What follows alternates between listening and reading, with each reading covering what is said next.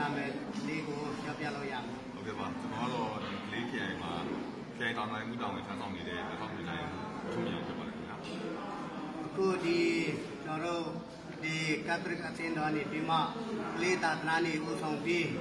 ဒီမှာရှိတဲ့ဘုရားဘာသာဘုန်းတော်ရှင်များသံဃာတော်ပါတရားကိုသင်္ကန်းလူရန်တော်မှာဖြစ်ပါတယ်အဲ့ဒါကိုဆရာအနေနဲ့ဘယ်လိုမြင်လဲမသိဆရာရဲ့အမြင်ကိုပြောပြလို့ရတယ်ဟုတ်ကဲ့ပါခင်ဗျာဒီပွဲရဆိုရှင်ဒီနေ့မှာစပြီးတော့မှကျင်းပလာမှာပါကျွန်တော်တို့မနစ်ကလည်းဒီကနေပြမဒီရှိုးကြီးရဲ့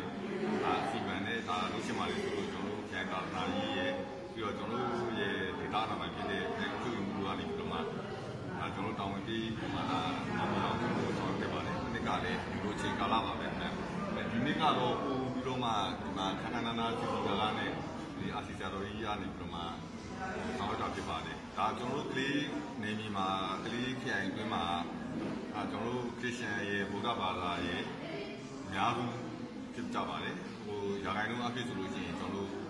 တစ်ပတ်စီတောင်ပြောရင်ရပါတယ်ကျွန်တော်တို့ဒါဟိန္ဒူဘာသာဝင်ရှိပါတယ်ဒါအစ္စလာမ်ဘာသာဝင်အနေငယ်တွေပေါ့ကျွန်တော်တို့ဒီမှာအားလုံးကျွန်တော်ဒီမှာရှိတဲ့ဒီဘာသာပေါင်းစုံမှာဆိုလို့ရှိရင်ဒါစီလုံးညီညွတ်စွာနဲ့နေထိုင်လျက်ရှိပါတယ်အဲ့လိုစီလုံးညီညွတ်စွာနေထိုင်လျက်ရှိတာကိုဒီပွဲတွေကနေပြီးတော့မှဒါကမ္ဘာလေးဖြစ်ပါတယ်ကျွန်တော်အနေနဲ့အင်မတန်မှဒီလိုပွဲမျိုးမှာပေါဝင်ဆောင်ရွက်ခွင့်ရတဲ့အတွက်ကြောင့်ပေါဝင်ဝင်ကြီးခွင့်ရတဲ့အတွက်လည်းကျွန်တော်အနေနဲ့ကတော့အင်တန်ဝမ်းမြောက်ဝမ်းသာ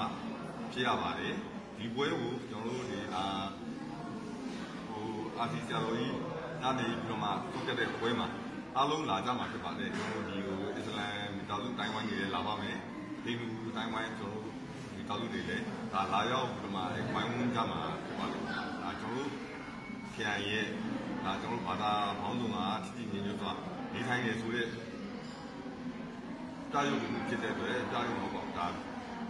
တတိကားချက်တစ်ခုဖြစ်တဲ့အတွက်ကျွန်တော်အနေနဲ့ဒါအမှန်မှန်ဝမ်းမြောက်ဝမ်းသာဖြစ်တဲ့အတွက်ပြောကြလို့ပါတယ်ခင်ဗျာကျေးဇူးတင်ပါတယ်ဆရာတို့ဒီဆရာအနေနဲ့ကျတော့ဒီမှာပါဝင်ရတာကျတော့ဒီဘာသာရေးနေမဟုတ်တဲ့နိုင်ငံတော်နေပါဝင်ရတာဟုတ်ကဲ့ပါခင်ဗျာကျွန်တော်ကလေးခရိုင်သာသနာရေးကျွန်တော်တို့ကသာသနာရေးနဲ့ယဉ်ကျေးမှုညီဌာနရဲ့လက်အောက်ပေါ့လက်အောက်ကကျွန်တော်ကလေးခရိုင်သာသနာရေးရုံးဖြစ်ပါတယ်ခင်ဗျာ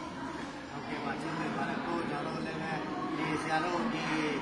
ကတ်ထရစ်တင်တော်မှာဒီလိုလာရောက်ပြီးမှဝိုင်းဝန်းကူညီပြီးမှဒီ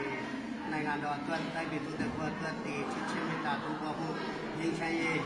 ရဖို့ဒီလိုအားလုံးအဆင်ပြေလို့ဒီလိုပြုလုပ်နေပါတယ်။ကဲပါကျွန်တော်တို့ပြောချင်